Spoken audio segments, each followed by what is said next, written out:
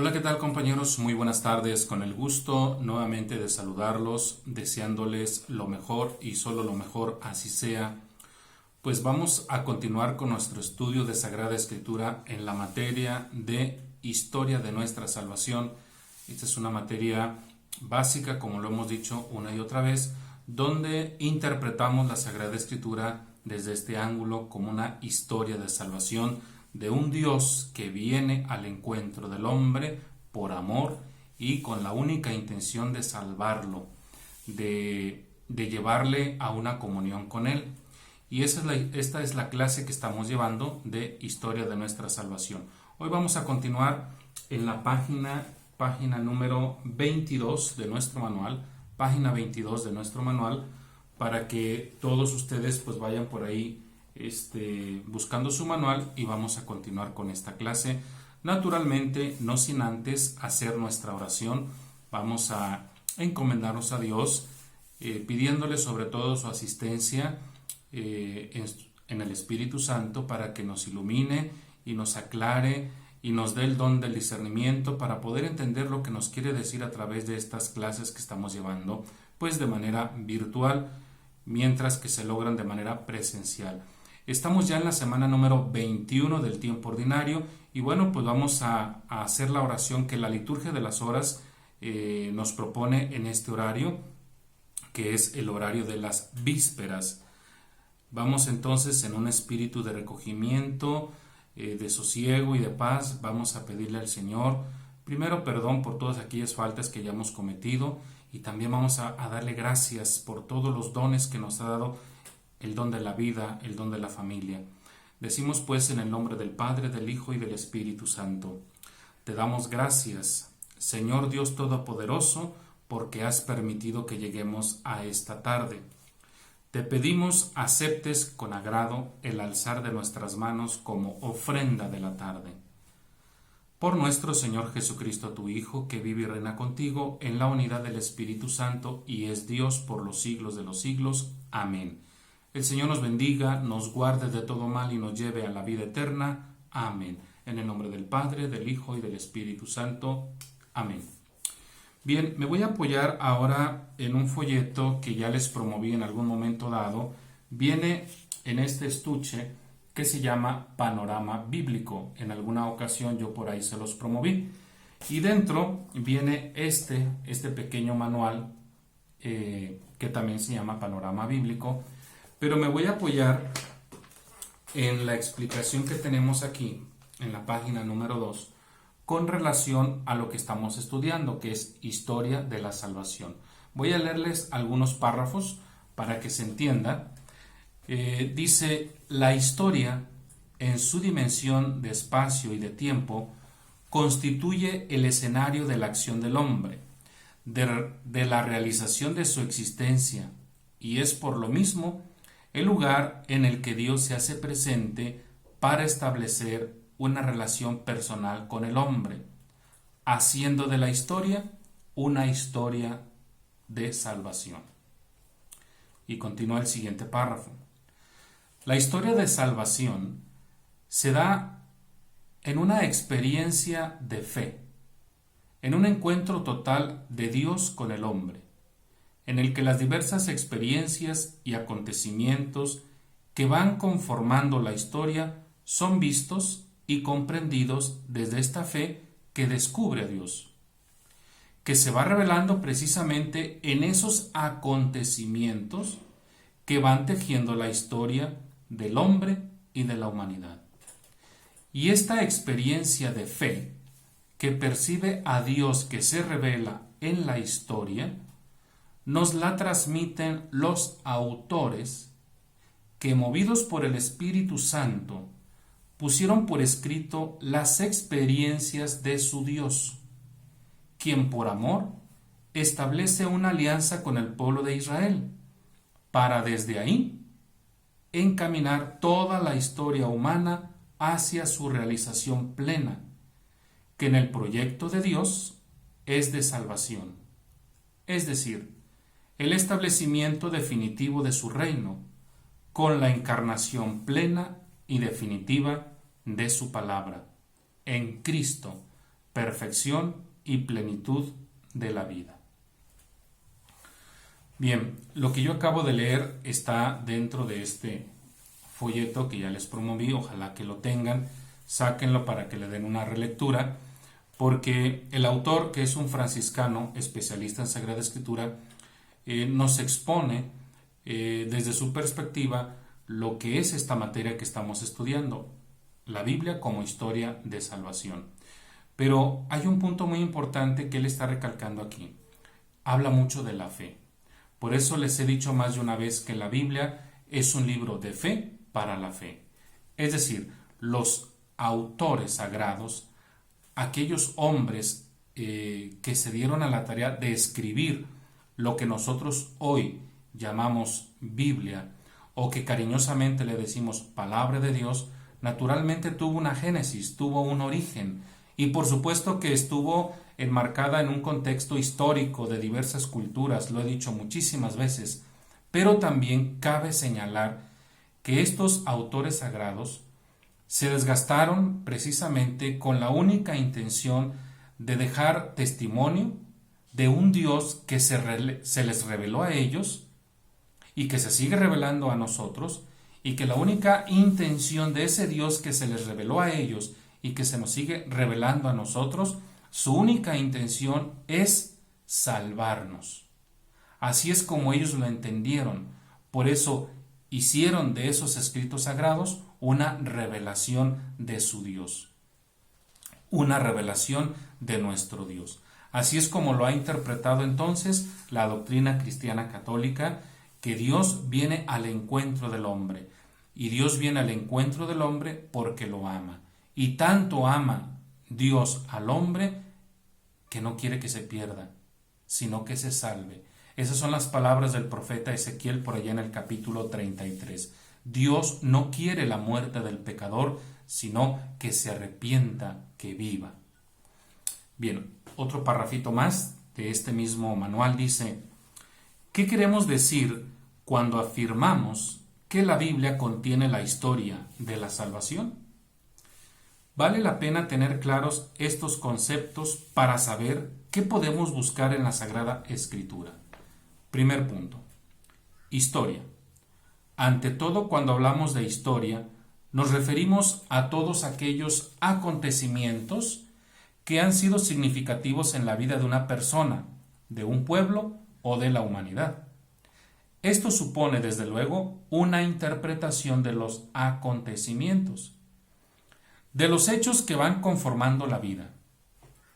La historia no es, pues, el simple relato, acumulación de hechos pasados o mera información y acumulación de datos, sino una selección, valoración e interpretación de los mismos. Eso es entendido como historia. Ahora, salvación. Cuando hablamos de salvación, es comprender la vida desde la fe en un proyecto de Dios, que ha creado a todos los seres humanos para participar plenamente de la vida, para alcanzar la verdadera felicidad. Pero que el hombre, habiendo roto su armonía original en su relación con Dios, ha desviado su camino, ha perdido la ruta que lo conduce a esa meta final que está en el proyecto de Dios. Por lo que Dios de muchas maneras busca manifestarle esa voluntad que lo reoriente hacia Él. Por eso, la historia de la salvación es ese constante encuentro entre el amor libre de Dios que busca al hombre y la libertad humana, no siempre dispuesta a responder con amor al amor de Dios. Bien, ahí tenemos pues la explicación de ese término que nosotros ya englobamos, historia de salvación. Entonces aquí ya se nos explicó lo que conlleva o lo que evoca la palabra historia, y lo mismo lo que evoca la palabra salvación. Por último, Historia de salvación y revelación. Esta historia, así comprendida, se convierte en revelación, en palabra de Dios, en lenguaje a través del cual Dios se nos da a conocer. Por eso, como ya decíamos, se hace tan importante leer la Sagrada Escritura con criterios históricos. Dios no nos comunica una serie de verdades, de teorías o doctrinas.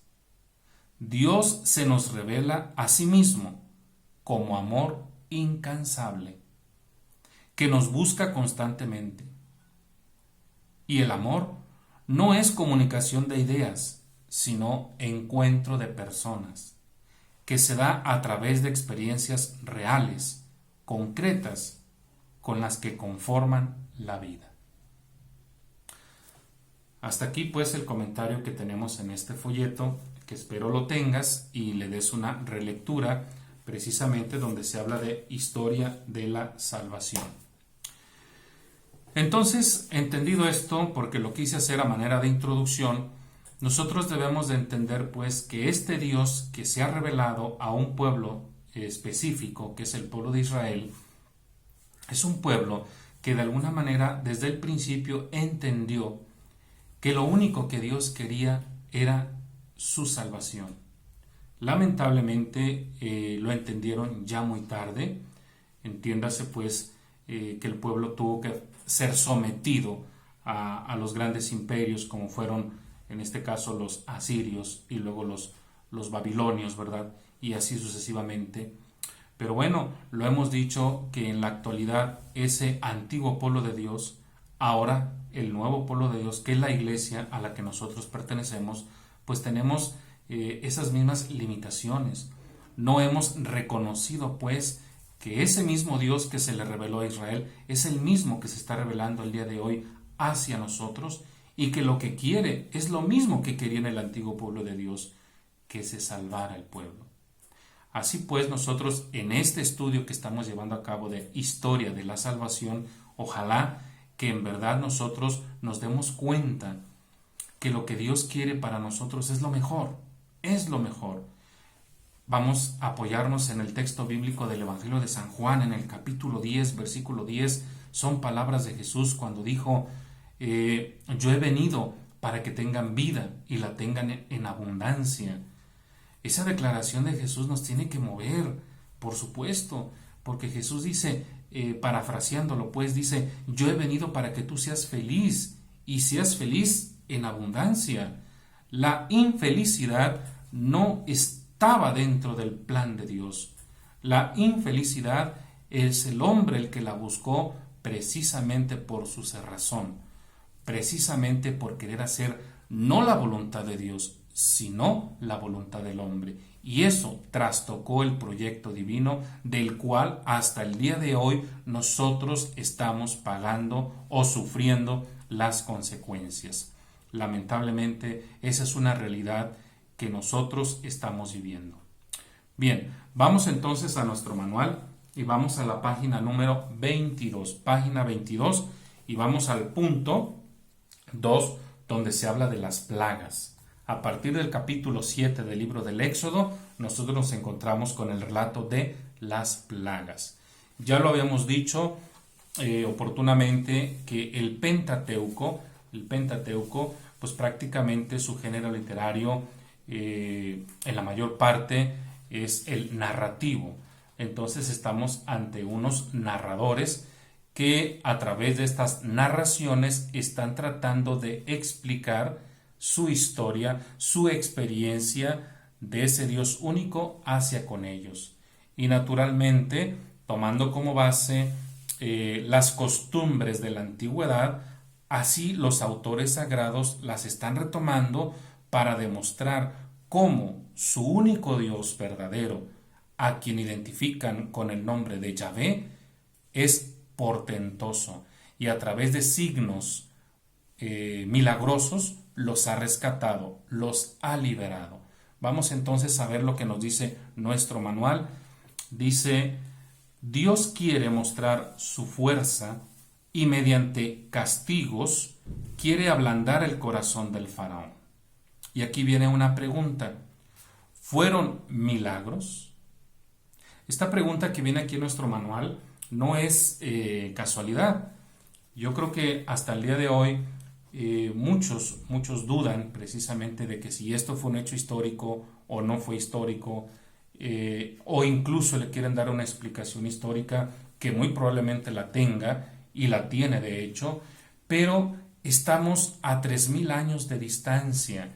Y yo siempre les he puesto un ejemplo de la vida cotidiana, cuando fuimos niños, tú, yo, nosotros cuando éramos niños, y de pronto nuestros padres de familia nos pedían alguna colaboración, por ejemplo, ayúdame en los quehaceres del hogar, ayúdame en esto o ayúdame en aquello, y de pronto nosotros berrinchudos decíamos, no, simplemente no quiero hacerlo. Y entonces papá o mamá nos decía, si no me ayudas, Dios te va a castigar. Y a la primera que nos pasaba algún accidente, por ejemplo una caída, un raspón en la rodilla o en los codos, íbamos llorando con los papás y de inmediato que nos decían, ahí está, yo te lo dije, castigo de Dios por no haberme obedecido, castigo de Dios por no haberme hecho caso. Y nosotros, en esa inocencia, le creíamos y decíamos, no, pues entonces es cierto, Dios castiga, así que a la próxima vez, cuando papá o mamá nos pedían hacer algo, inmediatamente atendíamos a ese llamado, porque no queríamos volver a ser castigados por Dios. Crecimos así, malamente tal vez crecimos así, con un temor a Dios, pero hoy que estamos estudiando Sagrada Escritura, entendemos que Dios es amor, que Dios es bondad, que Dios es misericordia. Pero de alguna manera nuestros papás, nuestros abuelos, tenían que agarrarse de algo para salvaguardar una fe. Y es así pues como en el siglo pasado, pues incluso los mismos sacerdotes veían en todo una esfera de pecado, y eso pues despertó en muchos casos un rechazo hacia Dios más que un acercamiento. Pero bueno, hasta ahí el comentario. Ahora bien, por eso la pregunta, ¿fueron realmente milagros? O sea, aún así la pregunta está en el aire, se espera una respuesta. Sin embargo, aquí el autor de este manual dice, Dios siempre se vale en primer lugar de los medios naturales para actuar y manifestarse. De ahí que nosotros, como dice el Evangelio de Mateo particularmente lo dice, saber discernir los signos de los tiempos, es decir, saber descubrir en lo que me está sucediendo, en lo que nos está pasando en nuestra sociedad actual, saber reconocer si ahí acaso no está la mano de Dios, o que tal vez en ese acontecimiento de pronto contrario a lo que yo esperaba, no está ahí la voluntad de Dios. Es decir, tenemos que ponernos a reflexionar y ver precisamente si Dios no nos está tratando de decir algo en esto que estamos viviendo, que sin lugar a dudas yo creo firmemente que algo nos quiere decir Dios. Por eso dice, repito, Dios siempre se vale en primer lugar de los medios naturales para actuar y manifestarse. Es precisamente en la lectura de los signos ordinarios cuando debemos reflexionar y descubrir la voluntad de Dios. El mensaje que Dios me quiere comunicar en este momento, sin esperar a que Dios tenga que valerse de medios extraordinarios y hasta duros y extremosos, como pasó con la última plaga. Aquella pues que nos menciona el libro del Éxodo, de la muerte de los primogénitos. Yo les he comentado con relación a esto que hay un sinnúmero de películas que nos pueden ayudar a esclarecer un poco de lo que estamos tratando aquí. Hay una en particular que yo les he recomendado que se llama Cicatrices. Naturalmente es una película mexicana financiada por nuestros hermanos protestantes, porque claro está la tendencia por ahí. Pero independientemente de si fueron protestantes o no, el mensaje que encuentro yo ahí es muy válido. El relato o la trama es un matrimonio que por alguna infidelidad pues hay una separación, pero tuvo que morir su hijo mayor en un accidente, para que este hombre y esta mujer que estaban en pugna, en pleno pleito, pues ya naturalmente queriéndose divorciar, pero cuando estaban en ese mero apogeo de la disputa entre ellos dos, este hijo mayor de ellos sufre un accidente, se mata, un niño de 10 años. O sea, claro, puedes ver la película, pero por si no tienes tiempo o por si no la viste o por si no la quieres ver, yo solo la estoy tomando como ejemplo, porque a partir de ese momento, tanto el hombre como la mujer recapacitaron, se dieron cuenta de su error y se reconciliaron. Lo ideal hubiese sido haberse dado cuenta de su error sin llegar a ese evento extraordinario fatal. Esto es lo que nos está diciendo precisamente nuestro manual. O sea, debemos de reconocer lo que Dios quiere de manera ordinaria sin esperar que lo haga de manera extraordinaria. Simplemente como una nota. Vuelvo al principio. ¿Acaso Dios no nos quiere decir algo con todo esto que está sucediendo? Porque ya nos marcó definitivamente este acontecimiento llamado COVID-19 y que de alguna manera se ha llevado por delante a muchísima gente. Yo no sé cuánta gente ha muerto hasta el día de hoy, pero mira, gente que a lo mejor inocente pues, pero ya no está con nosotros. Preguntarnos pues qué es lo que Dios nos quiere decir a través de este acontecimiento, que es extraordinario definitivamente, para nosotros poder recapacitar. Bien, vamos al siguiente punto. Estoy en la página 22 de nuestro manual, página 22. Bien, vamos ahora a la página 23. En la página 23, en el primer párrafo, vamos a hablar de la Pascua y la salida.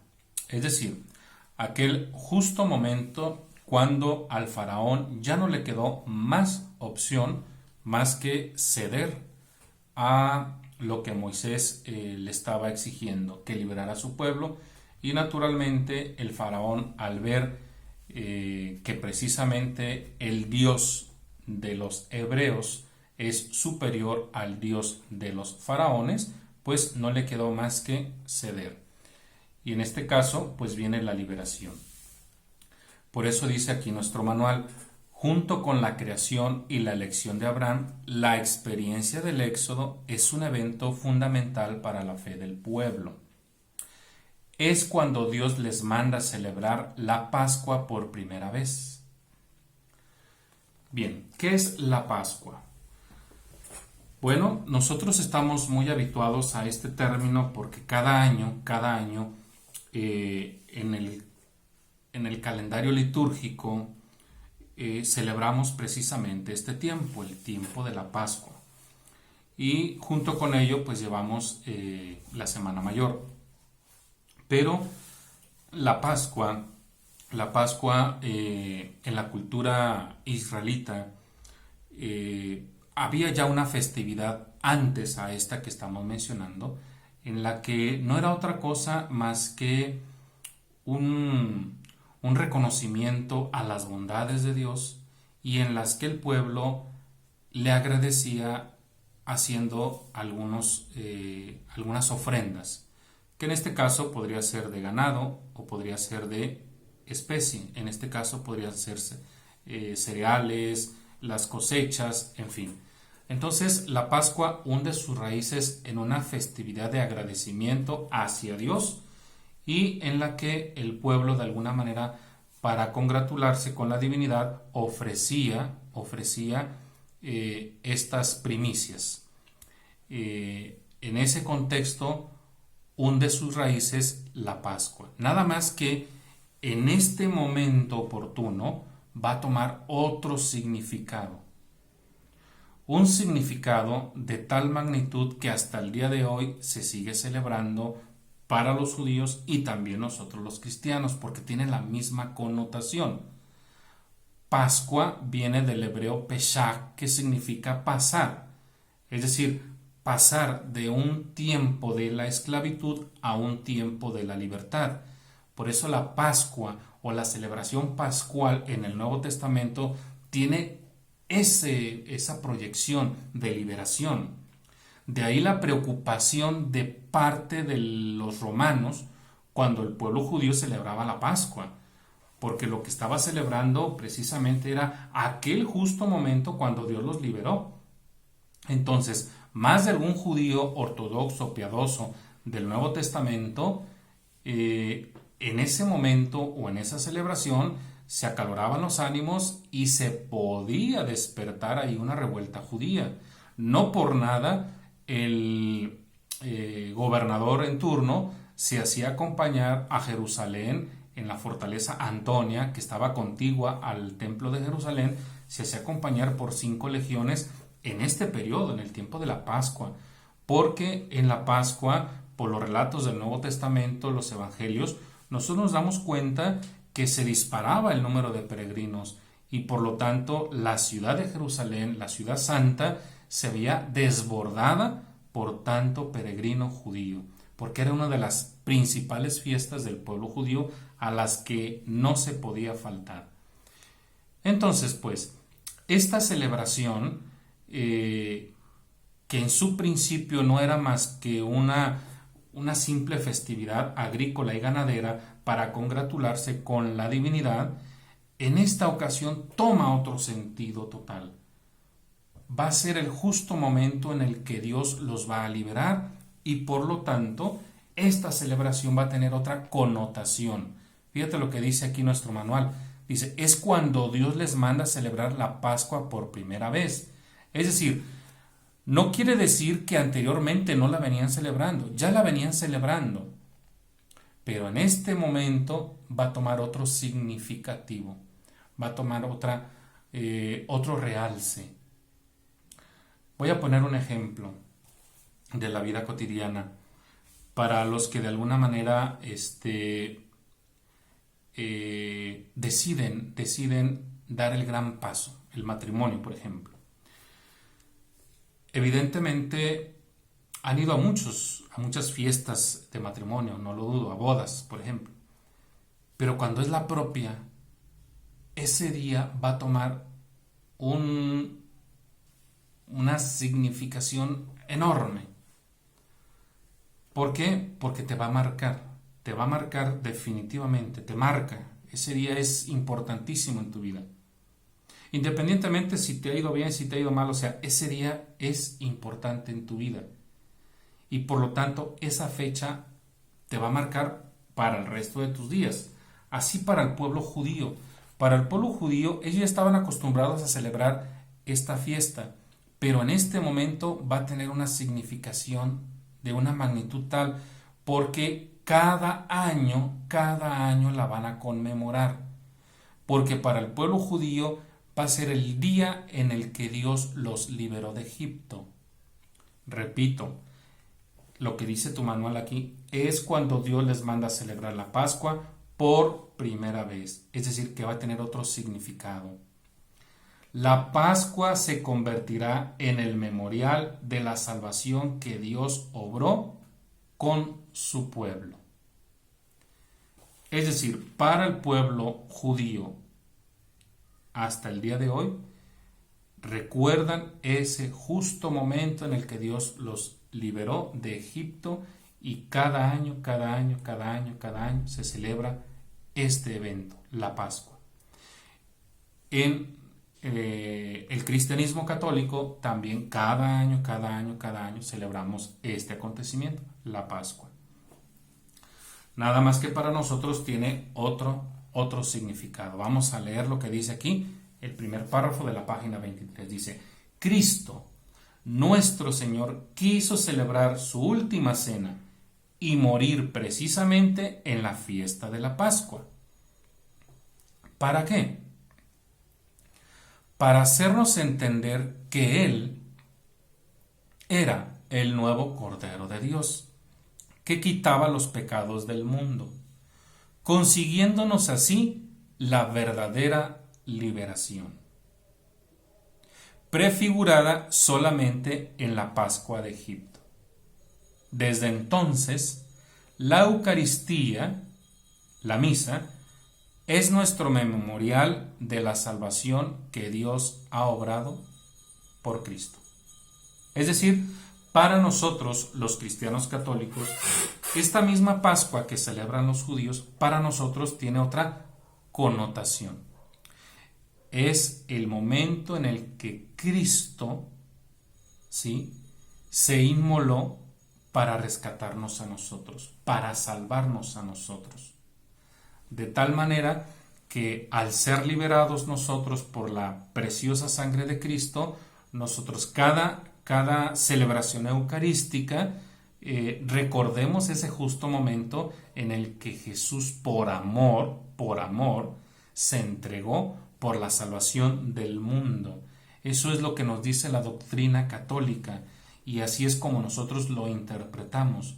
Por eso es muy lamentable que nosotros no sepamos responder de la misma forma como Dios respondió hacia nosotros, entregando, sacrificando a su único Hijo. Y todo esto lo hizo por amor. De ahí una canción que yo creo que más de alguna vez la has escuchado, que dice: amor con amor se paga. Esa es la intención. Pero, repito, lamentablemente nosotros como cristianos como que dejamos mucho de hacer y esto pues no es congruente. Bueno, vamos al siguiente punto. El desierto. Es otro tema fundamental en la Biblia. El desierto es el tiempo de la intimidad de Dios con su pueblo. Porque a partir del momento en que el pueblo judío celebró la Pascua, a partir de ahí salieron todos. Está en el libro del Éxodo capítulo 12. Ojalá que te des a la tarea de leerlo. A partir del capítulo 12 se nos narra el acontecimiento de la cena pascual que Dios le pide a su pueblo y a partir de ahí en marcha todos. Vamos a caminar por, la Biblia menciona 40 años y va el pueblo, pero naturalmente tiene que cruzar el desierto. Por eso viene aquí el tema, el desierto. Y dice este párrafo: el desierto es el tiempo de la intimidad de Dios con su pueblo. Y se nos cita el profeta Oseas. El desierto, pues, dice aquí, es el tiempo de la prueba. Es el tiempo de la confianza del pueblo de Dios. Hay que ponerlo a prueba. Es el tiempo de la madurez en la fe también. Aquí se nos pide leer el Salmo 105, el 136, también el libro de la sabiduría. Y el libro del Deuteronomio, aquí tenemos el texto, dice: acuérdate de todo el camino en que Yahvé tu Dios te ha hecho andar durante estos 40 años en el desierto, para humillarte, para probarte y para conocer lo que había en tu corazón. Si ibas o no a guardar sus mandamientos. Te humilló, te hizo pasar hambre, te dio de comer el maná que ni tú ni tus padres habían conocido, para mostrarte que no solo de pan vive el hombre, sino que el hombre vive de todo lo que sale de la boca de Yahvé. No se gastó el vestido que llevabas, ni se hincharon tus pies a lo largo de esos 40 años. Es decir, el pueblo judío tiene bien claro que en este peregrinar que anduvo el pueblo hebreo, antes de llegar al monte Sinaí, por supuesto, caminar por el desierto fue como una prueba en la que el pueblo iba a demostrar su fidelidad hacia ese Dios providente, porque en todo momento ese Dios les fue proveyendo de todas sus necesidades. Y bueno, vamos a terminar con lo que dice nuestro recuadrito para seguir reflexionando. Dice: nuestra vida en este mundo es pasajera. Debemos salir de la esclavitud de este mundo para emprender nuestro éxodo. Repito, nuestra vida en este mundo es pasajera. Debemos salir de la esclavitud de este mundo, porque habrá que decirlo con toda confianza, ¿seguimos siendo esclavos? Tal vez te estarás preguntando, ¿pero esclavo de qué? Yo soy libre aquí en mi casa. Haz un análisis minucioso personalmente y te darás cuenta que hay algo que nos tiene esclavizados. Si no me quieres creer, vamos a la carta rápidamente. Creo que es la primera carta del apóstol Pedro. Vamos a buscarla rápidamente. Pedro. La primera carta del apóstol Pedro. Déjame ver si es aquí o es la segunda. A ver, voy a la segunda. Sí, la segunda carta del apóstol Pedro en el capítulo 2. Segunda de Pedro, capítulo 2, versículo 19, perdón. Segunda carta de San Pedro, capítulo 2, versículo 19. Dice, les prometen libertad, ellos que son esclavos de la corrupción. Coma, dice aquí, porque cada uno es esclavo de aquello que lo domina. Fíjate bien lo que está diciendo aquí el autor de la segunda carta de Pedro. Voy a leer nada más el inciso B del versículo 19. Dice, porque cada uno es esclavo de aquello que lo domina. Yo creo que con este texto entendemos pues que libres, que digamos, no creo que lo seamos del todo. Por eso, el cuadro a reflexionar aquí en nuestro manual dice, nuestra vida en este mundo es pasajera. Debemos salir de la esclavitud de este mundo para emprender o para comenzar nuestro propio éxodo, nuestra propia salida hacia la patria eterna. Porque esa es la meta, esa es la finalidad. Dios nos hace pasar también por la experiencia del desierto. Es decir, Dios también nos va a poner algunas pruebas, pero nunca nos abandona. Eso es un hecho. Pues nos da nuestro, entre comillas aquí, nuestro maná, que no es otra cosa que la Eucaristía, y nos acompaña siempre. Pregunta para nosotros el día de hoy, dice, ¿cuál ha sido la experiencia de la Pascua de tu vida? Repito la pregunta, ¿cuál ha sido la experiencia de la Pascua de tu vida? La respuesta es personal, por supuesto, para que cada uno de nosotros pues la desarrollemos. ¿Qué nos dice el padre Antonio Salas en este libro que ya les he recomendado, que se llama Un pueblo en marcha? El padre Antonio Salas nos dice aquí algo muy interesante que les quiero compartir. Aquí en la página 54. Perdón, la página 56 dice. Lo voy a leer literalmente y ahorita lo explico. Para trocar la esclavitud en libertad, no basta cambiar de escenario geográfico o de sistema sociopolítico. Es preciso remodelar actitudes a nivel existencial. Nadie puede apostar en firme por la libertad mientras su corazón irradia energía negativa. Hay pues que ver lo que se encuentra de positivo en todo lo sucedido. ¿Lo hicieron los israelitas? Por supuesto. ¿Dónde? La respuesta ha de buscarse en el desierto. Pues bien, tal será el cometido del próximo tema. Porque aquí el padre va a explicar ahora lo que yo acabo de explicarles del desierto. Pero fíjense lo que dice aquí, algo muy importante. Dice, para trocar, es decir, para cambiar la esclavitud en libertad, dice el padre, no basta cambiar de escenario geográfico o de sistema sociopolítico. No.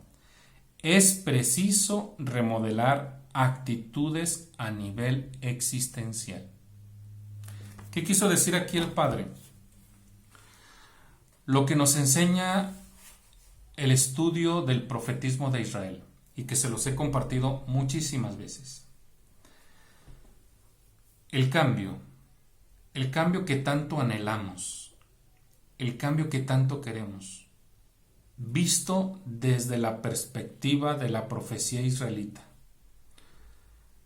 El cambio no está en las estructuras, el cambio está en el interior de cada uno de nosotros.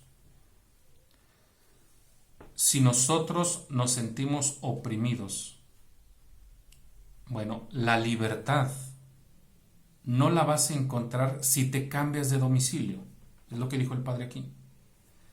No es una cuestión geográfica para que puedas ser feliz. O no es el cambio de un gobierno por otro para que tú seas feliz. El cambio es a nivel existencial, es hacia adentro para afuera. Eso es lo que se está proponiendo aquí. El pueblo de Israel así lo experimentó. Porque el pueblo de Israel experimentó en carne propia que el tener un rey y el tener otro rey y el tener otro rey nunca les dio la libertad tan anhelada. Nunca se las dieron. Al contrario, estos reyes lo único que hicieron fue hundirlos más. Por eso los teólogos israelitas entendieron que el único que podía cambiarles el estatus en el que se encontraban era un Mesías.